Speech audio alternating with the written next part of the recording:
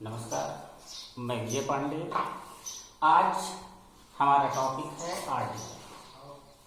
Article क्या है, usage कैसे होता है, रिक्वायरमेंट क्या है इसकी इंग्लिश में, और बेसिकली हमें इसका यूज किस मैनर के थ्रू जाकर करना चाहिए। इस विषय पर हम पार्ट ऑफ स्पीच का जो हमारा फर्स्ट टॉपिक रहता है आर्टिकल, उसके बारे में आज हम बात करेंगे। आज के इस टॉपिक में हमने सबसे पहले अपने बोर्ड पर लिखा हुआ है आर्टिकल।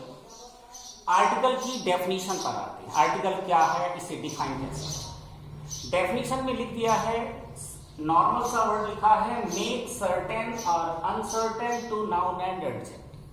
आर्टिकल का मीन्स है नाउन एंड एडजेक्टिव को either it make certain or it make uncertain. या तो ये सर्टेन बनाएगा या तो अनसर्टेन बनाएगा, मतलब both condition can be possible.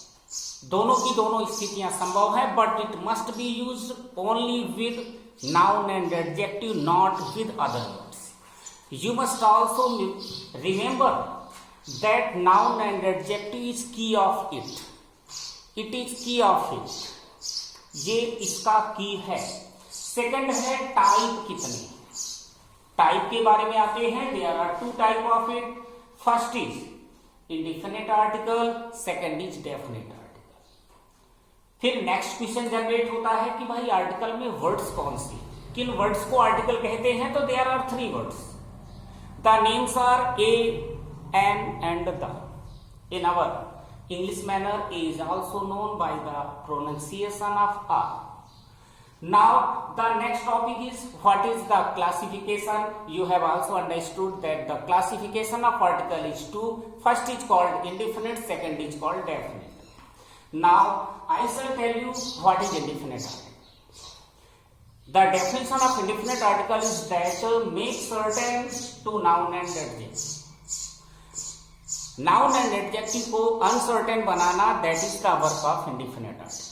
And two words are called indefinite article. First is a and second is an.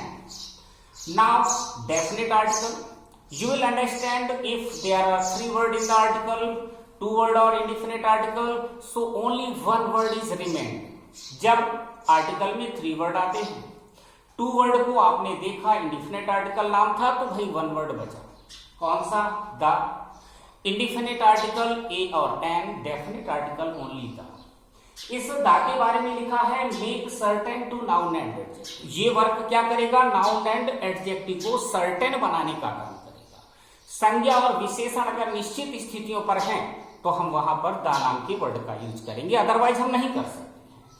फिर प्रश्न ये पैदा होता है, जब हमारे पास थ्री वर्ड हुए, first is a, second is an, last is the, use कैसे होगा? ए का यूज कहां पर होगा? नॉर्मल सा आंसर है, with consonant according to Hindi. जितने ओवरऑल कॉन्सोनेंट होंगे, but we must also remember that it must be according to Hindi.